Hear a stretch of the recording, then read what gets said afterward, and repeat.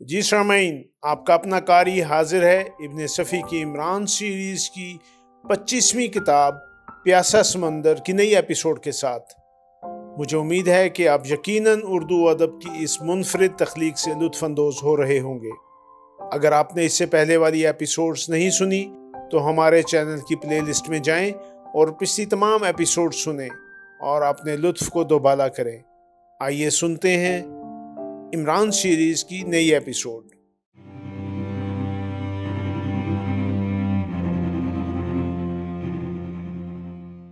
کیوں دوست، اس کھیل کا کیا مقصد تھا؟ عمران نے ٹیکسی ڈرائیور کو مخاطب کیا۔ تم کون ہو؟ ٹیکسی ڈرائیور نے لاپرواہی سے پوچھا۔ میں کیوں بتاؤں کہ میں شاید میں بتانے ہی جا رہا تھا۔ یار، اتنی عقل تو تم میں ہونی ہی چاہیے کہ اگر یہی بتانا ہوتا تو میں اپنے چہرے پر نقاب کیوں لگاتا؟ نہ بتاؤ۔ ٹیکسی ڈرائیور نے پھر لاپرواہی کا مظاہرہ کیا۔ میں جانتا ہوں کہ تم اڑنے کی کوشش ضرور کرو گے اور مجھے تم پر وہی حربہ استعمال کرنا پڑے گا جو تم مسٹر رحمان کے لیے رکھتے تھے۔ یہاں کہیں نہ کہیں اور بھی کوئلے ہوں گے جن میں انگیٹھی کا پیٹ بھرا جا سکے گا، اور یہ سلاخ کیا سمجھے؟ ٹیکسی ڈرائیور کچھ نہ بولا، وہ انگیٹھی کی طرف دیکھنے لگا تھا۔ عمران کو اب اس کی آنکھوں میں تشویش کے آثار نظر آئے۔ بولو، میرا خیال ہے کہ تم دیر کر رہے ہو، عمران نے کہا۔ کیا پوچھنا چاہتے ہو؟ اسی سرخ پیکٹ کے متعلق جو تم رحمان صاحب سے وصول کرنے کی فکر میں ہو۔ تمہیں غلط فہمی ہوئی ہے، یہ ایک پرانا جھگڑا تھا۔ رحمان صاحب نے ایک آدمی کے کچھ کاغذات دبا رکھے ہیں۔ میں نہیں جانتا کہ انہوں نے یہ حرکت کس کے اشارے پر کی ہے۔ وہ آدمی کون ہے اور کاغذات کیسے ہیں؟ عمران نے پوچھا۔ یہ میں کیا جانوں کہ کاغذات کیسے ہیں؟ میں تو ایک آدمی کے لیے کام کر رہا ہوں۔ کس آدمی کے لیے؟ جس کے کاغذات رحمان صاحب نے دبا رکھے ہیں۔ اس آدمی کا پتہ بتاؤ۔ پتہ تو مجھے معلوم نہیں ہے، البتہ وہ اکثر ادھر ادھر ملتا رہتا ہے۔ میرا اندازہ ہے کہ وہ خود بھی ایک دولت مند آدمی ہے، ہمیشہ عمدہ قسم کی کاروں میں نظر آتا ہے۔ شاید ان کے پاس کئی کاریں ہیں۔ اس نے مجھے ایک معقول معاوضے کی پیشکش کی ہے، اسی لیے میں کوشش کر رہا ہوں کہ رحمان صاحب وہ کاغذات میرے حوالے کر دیں۔ میں تو صرف دھمکا رہا تھا، ایسی حرکت مجھ سے سرزد نہ ہوتی۔ وہ دہکتی ہوئی انگیٹھی کی طرف دیکھ کر خاموش ہو گیا۔ مجھے تمہارے اس بیان پر یقین نہیں آتا، عمران نے لاپرواہی سے کہا۔ تو پھر مجھے مار ڈالو، اس سے بہتر اور کوئی طریقہ نہیں ہے۔ رحمان صاحب کی نقل نہ کرو، تم اس سے خسارے ہی میں رہو گے، عمران نے خشک لہجے میں کہا۔ میں کسی کی نقل نہیں کر رہا، حقیقت عرض کر رہا ہوں، کیونکہ میرے فرشتے بھی یہ نہ بتا سکیں گے کہ اس سرخ پیکٹ میں کیا ہے اور مجھے یہ کام کن لوگوں نے سونپا تھا۔ اوہ، تم انہیں نہیں پہچانتے؟ جی نہیں، وہ نقابوں میں تھے اور انہوں نے مجھے اس کام کے سلسلے میں 5000 دیے تھے، اور کام ہو جانے پر مزید 5000 کا وعدہ تھا، اور تم نے اسے منظور کر لیا تھا۔ آپ خود سوچئے کہ 10,000 تھوڑے نہیں ہوتے، جبکہ اس سے بھی معمولی رقومات کے لیے لوگ اپنی جانوں پر کھیل جاتے ہیں۔ تم بھی اپنی جان پر کھیل گئے، عمران ہنس پڑا، لیکن پھر یک بیک خونخوار بھیڑیے کی طرح گھبرایا۔ اگر میں تمہارے چہرے پر لیکوڈ ایمونیا کے چھینٹے دوں تو کیسی رہے گی؟ مطلب نہیں سمجھا؟ ٹیکسی ڈرائیور ہکلایا۔ مطلب اسی وقت سمجھ میں آئے گا جب میں یہ کر گزروں گا، فلیکر۔ ٹیکسی ڈرائیور کے حلق سے عجیب سی آواز نکلی جو خوف ہی کا نتیجہ کہی جا سکتی تھی۔ تم جیسے کیڑے اگر مجھے دھوکہ دے سکے تو میں اسے اپنی انتہائی بدنصیبی سمجھوں گا مسٹر جیمز فلیکر۔ تم میک اپ ضرور اچھا کر لیتے ہو لیکن اپنی آنکھیں نہیں چھپا سکتے، اور میں یہ بھی جانتا ہوں کہ اکثر تم غیر ملکی جاسوسوں کو اعلی کار بنتے رہتے ہو۔ پولیس اس سلسلے میں تم پر نظر بھی رکھتی ہے، لیکن ابھی تک تمہارا معاملہ شبہات کی حدود سے آگے نہیں بڑھ سکا تھا۔ کیا اب یہ بھی بتا دوں کہ تم 13ویں شاہراہ پر ایک چھوٹا سا کیفے چلا رہے ہو؟ میں اس سے انکار نہیں کروں گا، ٹیکسی ڈرائیور نے کہا۔ میں خود ہی آپ کو اپنے متعلق سب کچھ بتا دیتا ہوں، مگر آپ نے اس کی مہلت ہی کب دی تھی؟ اور یقین کیجئے کہ میں ان لوگوں سے قطعی واقف نہیں ہوں جنہوں نے یہ کام میرے سپرد کیا تھا۔ ختم کرو، نہ تم مجھے یقین دلا سکتے ہو اور نہ میں تمہیں آزاد کر سکتا ہوں، لہٰذا زبان تھکانے سے کیا فائدہ؟ میں وہ 5,000 آپ کی خدمت میں پیش کر کے کہیں اور چلا جاؤں گا۔ نہیں، تم وہ 5,000 میری خدمت میں پیش کیے بغیر ہی کہیں اور چلے جاؤ گے۔ باہر سے قدموں کی آوازیں آئیں اور خاور اندر داخل ہوا۔ وہ ہنس رہا تھا۔ کیوں؟ کیا ہوا؟ رحمان صاحب بہت غصے میں تھے، خاور نے کہا۔ کوئی نئی بات نہیں ہے، عمران نے لاپرواہی سے کہا۔ ان کے پاس ریوالور نہیں تھا، خاور بولا۔ میں نے انہیں اپنا ریوالور دیا ہے جسے انہوں نے بڑی احتیاط سے ہاتھ میں رومال لپیٹ کر پکڑا تھا، مگر میں نے فوراً ہی انہیں یاد دلا دیا کہ میرے ہاتھوں میں بھی دستانے موجود ہیں۔ انہیں ریوالور پر میری انگلیوں کے نشانات نہیں مل سکیں گے۔ اس پر وہ اور زیادہ خفا ہوئے تھے۔ ختم کرو، کیا تم اس آدمی کو پہچانتے ہو؟ عمران ہاتھ اٹھا کر بولا۔ نہیں۔ مسٹر جیمز فلیکر سے ملو، 13ویں شاہراہ کا مشہور جیمز جوائنٹ آپ ہی کی ملکیت ہے۔ نہیں، خاور کے لہجے میں حیرت تھی۔ ہاں، یہ وہی جیمز فلیکر ہے جس کے متعلق تم لوگوں کا گرو گھنٹال اکثر الجھنوں کا شکار رہا ہے۔ پھر اب اس کے لیے کیا کیا جائے؟ خاور نے تشویش کن لہجے میں کہا۔ میں جانتا ہوں کہ یہ فی الحال اپنی زبان بند رکھے گا، لہٰذا تم اسے بند رکھو۔ غالباً میرا مطلب سمجھ گئے ہوگے۔ ہیڈ کوارٹر کا ساؤنڈ پروف کمرہ اس کام کے لیے مناسب رہے گا، لیکن اس سے پہلے وہاں کا سامان ہٹانا پڑے گا اور تم اس کی آنکھوں پر پٹی باندھ کر اسے وہاں لے جاؤ گے۔ وہ تو ٹھیک ہے، مگر ہاں، میں جانتا ہوں کہ تم لوگ گرو گھنٹال کی اجازت کے بغیر اس عمارت میں قدم بھی نہیں رکھ سکتے، لیکن فی الحال تمہیں مجھ پر اعتماد کرنا چاہیے۔ تمہارا گرو گھنٹال اگر اس سلسلے میں تم سے جواب طلب کرے تو تم نہایت آسانی سے میرا حوالہ دے سکتے ہو۔ میں یہ اقدام اپنی ذمہ داری پر کر رہا ہوں۔ ٹیکسی ڈرائیور بالکل خاموش ہو گیا۔ ایسا معلوم ہوتا تھا جیسے اب وہ خود کو لاپرواہ ظاہر کرنے کی کوشش کر رہا ہو۔ وہ اس وقت بھی نہیں بولا جب خاور نے اسے گریبان سے پکڑ کر اٹھایا تھا۔ اس کے ہاتھ بھی پشت پر باندھے گئے تھے، لیکن پیر کی رسی کھول دی گئی تھی تاکہ اسے کار تک لے جانے میں دشواری نہ ہو۔ چلیے، خاور نے عمران سے کہا۔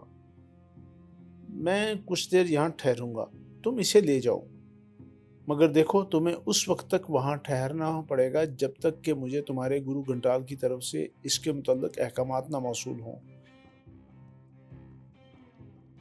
خاور ٹیکسی ڈرائیور کو دھکے دیتا ہوا کمرے سے نکال لے گیا۔ عمران نے اسے دانش منزل لے جانے کا مشورہ دیا تھا۔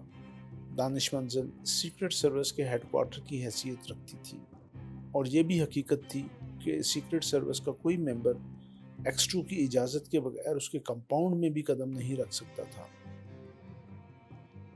عمران تھوڑی دیر تک اس لکڑی کے مکان کی تلاشی لیتا رہا، پھر باہر نکل آیا۔ اس کی تلاشی کے دوران میں وہاں سے کوئی ایسی چیز نہیں برآمد ہوئی تھی جو اس کیس میں عمران کی رہنمائی کر سکتی۔ 15 منٹ بعد وہ اپنی کار کے قریب کھڑا اندھیرے میں آنکھیں پھاڑ رہا تھا۔ اب اسے اس کی فکر تھی کہ کس طرح جلد از جلد شہر پہنچ سکے۔ وہ چاہتا تھا کہ رحمان صاحب اپنی دھمکی کو بروئے کار لانے میں کامیاب نہ ہو سکے۔ اگر انہیں اس کا موقع مل جاتا تو عمران کے سامنے چند نئی دشواریاں آ کھڑی ہوتی اور وہ سکون کے ساتھ کام نہ کر سکتا۔ ویسے وہ اپنی حیثیت تو کسی پر بھی نہیں ظاہر کرنا چاہتا تھا، لیکن اگر رحمان صاحب اس کی راہ میں روڑے اٹکانا شروع کر دیتے تو یہ بھی ممکن تھا کہ ایکس 2 کا راز تشت ازبام ہو جاتا۔ اس سلسلے میں جیمز فلیکر کی دریافت بالکل اتفاقیہ تھی، اور اس کیس میں جیمز فلیکر کی موجودگی یہی ظاہر کرتی تھی کہ وہ ہر حال میں سیکرٹ سروس ہی کا کیس ہوگا۔ اس یوریشین جیمز فلیکر کی کہانی کافی طویل تھی، مگر کہانی کیوں؟ ایک کہانی کا کیا ذکر، وہاں تو درجنوں تھیں، لیکن اس سے کسی کو انکار نہیں ہو سکتا کہ وہ یہیں کا شہری تھا۔ عمران کی معلومات کے مطابق دوسری جنگ عظیم میں وہ اتحادیوں کے شانہ بشانہ جاپان سے لڑا تھا، اور کیپٹن کے عہدے تک پہنچتے پہنچتے جنگ ہی ختم ہو گئی تھی، ورنہ شاید وہ اس سے بھی آگے جاتا۔ جنگ ختم ہونے پر اس کا یونٹ بھی ٹوٹ گیا، اور اس نے 13ویں شاہراہ پر جیمز جوائنٹ کے نام سے ایک چھوٹا سا کیفے کھول لیا۔ پھر کچھ ہی دنوں بعد پولیس اس کے چکر میں پڑ گئی۔ پولیس کو شبہ تھا کہ وہ کسی غیر ملک کے جاسوس کے لیے کام کرنے لگا ہے، لیکن اسے ثابت کرنا بڑا مشکل تھا، کیونکہ فلیکر انتہائی چالاک اور بارسوخ آدمی تھا۔ عمران اس کے متعلق سوچتا رہا، اور کار بڑی تیز رفتاری سے سنسان سڑک پر دوڑتی رہی۔ 10 بج چکے تھے۔ مطلع ابر آلود نہیں تھا، اس لیے شبنم کی وجہ سے خنکی بڑھ گئی تھی۔ شہر پہنچ کر اس نے سب سے پہلے ایک ٹیلی فون بوتھ سے سر سلطان کو فون کیا۔ وہ گھر ہی پر تھے اور ابھی جاگ رہے تھے۔ کیا بات ہے عمران؟ میرا خیال ہے کہ تم مسٹر رحمان کے معاملے میں الجھے ہوئے ہو، انہوں نے پوچھا۔ قدرتی بات ہے جناب، لیکن اب وہ شاید میرے محکمے کا کیس بن جائے، عمران نے جواب دیا۔ آپ جیمز فلیکر سے تو واقف ہی ہوں گے؟ کیوں نہیں، وہ تو ہمارے لیے ایک مستقل درد سر بن گیا ہے۔ بس اس معاملے میں اسی کا ہاتھ ثابت ہوا ہے۔ کیا تم نے لفظ ثابت اس کے صحیح مفہوم کے ساتھ ادا کیا ہے؟ جی ہاں، قطعی، وہ اس وقت میری قید میں ہے۔ نہیں، سر سلطان کے لہجے میں حیرت تھی۔ اس پر عمران نے پوری کہانی دہراتے ہوئے کہا، اب اس معاملے کو آپ ہی سنبھالیے، ورنہ ڈیڈی میرا بیڑا پار کر دیں گے۔ نہیں نہیں، سر سلطان نے ہلکی سی ہنسی کے ساتھ کہا، وہ ایسا نہیں کر سکیں گے، تم مطمئن رہو، میں سب کچھ ٹھیک کر لوں گا۔ مگر عمران، یہ ضروری نہیں ہے کہ میں اس سرخ پیکٹ کے متعلق بھی کچھ معلوم کر سکوں۔ یہ آپ مجھ پر چھوڑ دیجئے، میں تو صرف اتنا چاہتا ہوں کہ ڈیڈی میرے خلاف کوئی قانونی کارروائی نہ کرنے پائیں۔ اس کا میں خیال رکھوں گا، سر سلطان نے جواب دیا۔ بات دراصل یہ ہے کہ کیپٹن فیاض وغیرہ پر تو اپنی دھاندلی بھی چل جاتی ہے۔ لیکن ڈیڈی کا معاملہ دوسرا ہے۔ خیر، تم اس کی فکر نہ کرو۔ اور کچھ؟ نہیں شکریہ، بس اتنا ہی۔ یہ تم نے بہت اچھا کیا کہ فلیکر کو مہلت نہیں دی۔ کیسے دے سکتا تھا؟ عمران بولا۔ اچھا، شب بخیر۔ دوسری طرف سے آواز آئی اور سلسلہ منقطع کر دیا گیا۔ عمران بوتھ سے باہر آیا۔ وہ سوچ رہا تھا کہ اسے رات کا کھانا جیمز جوائنٹ ہی میں کھانا چاہیے۔ اس کی کار 13ویں شاہراہ پر مڑ گئی۔ جیمز جوائنٹ ایک چھوٹی سی مگر صاف ستھری جگہ تھی اور یہاں سب کچھ مل جاتا تھا۔ یہاں کسی وقت بھی کوئی میز خالی نہیں نظر آتی تھی۔ اکثر تو ایسا بھی ہوتا تھا کہ بتھیرے گاہک کاؤنٹر ہی پر کھڑے کھڑے ناشتہ تک کر لیا کرتے تھے۔ اس کی وجہ دراصل یہ تھی کہ یہاں 3 خوبصورت متناسب الاعضاء یوریشین لڑکیاں سرو کرتی تھیں۔ عمران کو بھی کوئی میز خالی نہیں ملی، اس لیے وہ سیدھا کاؤنٹر کی طرف چلا گیا۔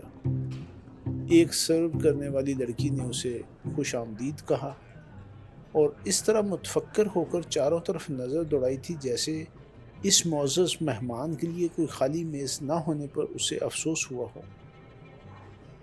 کاؤنٹر پر پہنچ کر عمران نے انڈوں کے سینڈوچ منگوائے اور انہیں کافی کے گھونٹوں کے ساتھ حلق سے اتارنے لگا۔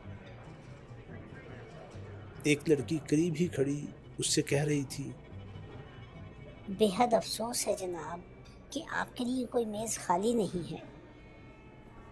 اب ہم عنقریب کسی بڑی جگہ پر منتقل ہو جائیں گے۔ کچھ دن اور تکلیف اٹھا لیجیے۔ کوئی بات نہیں، ہر حال میں قدم اسی طرف اٹھتے ہیں، عمران منہ چلاتا ہوا بولا۔ کاؤنٹر کے پیچھے 3 آدمی مختلف کاموں میں مشغول نظر آ رہے تھے۔ ان میں سے ایک یوریشین بھی تھا۔ کھانے کی رفتار سست تھی، شاید عمران یہاں کچھ وقت صرف کرنا چاہتا تھا۔ لڑکیاں ہمتاً اخلاق بنی ہوئی ایک میز سے دوسری کی طرف جا رہی تھیں۔ کبھی کبھی ان کے سریلے کہکے چھوٹے سے ہال میں گونجتے۔ دفتن کاؤنٹر پر رکھے ہوئے فون کی گھنٹی بجی اور یوریشین نے ریسیور اٹھا لیا۔ دوسرے ہی لمحہ وہ ماؤتھ پیس میں کہہ رہا تھا، نہیں، ابھی تک باس واپس نہیں آئے۔ جی ہاں، وہ 2 بجے سے یہاں نہیں ہیں۔ بہت بہتر۔ ہاں، کیا 1 سیکنڈ ٹھہریے، میں نوٹ کر لوں۔ اس نے ریسیور کو بائیں ہاتھ سے پکڑا اور داہنے ہاتھ میں پینسل لے کر ایک کتاب کے کور پر 5 کا ہندسہ لکھا۔ جی ہاں، 5۔ اس نے ماؤتھ پیس میں کہا۔ اوہ، 6 3 8 7۔ شکریہ، جیسے ہی وہ آئیں گے میں انہیں رنگ کرنے کو کہوں گا۔ اس نے ریسیور کریڈل میں رکھ دیا اور کتاب وہیں پڑی رہنے دی۔ اب وہ پھر میز پر رکھے ہوئے رجسٹر کی طرف متوجہ ہو گیا تھا۔ عمران نے کتاب کے کور پر لکھے ہوئے نمبر اچھی طرح ذہن نشین کر لیے۔ وہ ان لوگوں کا بنظر غائر جائزہ لے رہا تھا جو کاؤنٹر کے پیچھے بیٹھے کام کر رہے تھے۔ کچھ دیر بعد پھر فون کی گھنٹی بجی۔ اسی یوریشین نے پھر کال ریسیو کی۔ جی ہاں، وہ کہہ رہا تھا، باس موجود نہیں ہیں۔ جی ہاں، تقریباً 2 بجے سے وہ یہاں نہیں آئے۔ 5 6 3 8 7۔ اور ریسیور کلیڈل میں پٹکتا ہوا بڑبڑایا، کیا یہ سور مجھے چڑھا رہا ہے؟ نمبر وہی تھے جو اس سے پہلے نوٹ کر چکا تھا۔ عمران نے ایک طویل سانس لی۔ سینڈوچ کھا چکنے کے بعد اس نے 2 اسٹیک اور کچھ پائیاں طلب کی۔ وہ اس وقت اپنا معدہ خراب کرنے پر تل گیا تھا۔ وہ سوچ رہا تھا کہ یا تو حقیقتاً इस काउंटर क्लर्क को कोई चढ़ा रहा था या फिर दो मुख्तलिफ आदमियों ने एक ही नंबर बताए थे। गोया उन दोनों का ताल्लुक उसी नंबर के फ़ोन से था। ये दूसरी बात है कि इस वक्त दोनों आदमियों ने मुख्तलिफ मकामात से जेम्स फ्लैकर के लिए फ़ोन किया हो और नंबर वो बताए हों जो दोनों के लिए मुश्तरक रहे हों। इमरान ख्यालात में खोया हुआ पाइयाँ निगलता रहा। ये हकीकत थी कि अब उसका मायदा जवाब देता जा रहा था, मगर काउंटर पर खड़े रहने का भी तो कुछ जवाब होना चाहिए था। फ़ोन की घंटी बजी और यूरेशियन ने रिसीवर उठा लिया। जी नहीं, वो माउथ पीस में बोला, बॉस मौजूद नहीं है। वो तकरीबन 2 बजे यहाँ से गए थे, इसके बाद से नहीं आए। जी। उसकी आंखों में गुस्सा झांकने लगा और उसने घुराकर कहा, क्या आप मुझे चिढ़ा रहे हैं? जी हाँ, शायद आपका मशगला यही है कि खामखा दूसरों को परेशान किया करें। मैं 2 बार पहले भी यही नंबर नोट कर चुका हूँ। जी हाँ। उसने रिसीवर क्रेडल पर पटक कर किसी नामालूम आदमी को गालियाँ दी और फिर रजिस्टर पर झुक पड़ा। इमरान आहिस्ता आहिस्ता अपना सर खुजा रहा था। पाइयाँ और स्टेक ख़त्म करके उसने बिल अदा किया और वेट्रेस को मीठी नज़रों से देखकर मुस्कुराता हुआ सदर दरवाजे की तरफ बढ़ गया। वेट्रेस ने भी इस मुस्कुराहट का जवाब काफ़ी गर्मजोशी के साथ दिया था।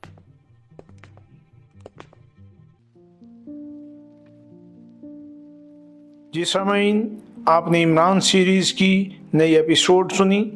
मुझे यकीन है कि आप ज़रूर इससे महसूस हुए होंगे। आपका कारी आपसे इजाज़त चाहता है, मगर जाने से पहले हमारे चैनल को ज़रूर सब्सक्राइब करें। अपने दोस्तों और दीगर हल्का अहबाब में भी इसे शेयर करें। मिलते हैं कुछ देर के बाद नई एपिसोड के साथ।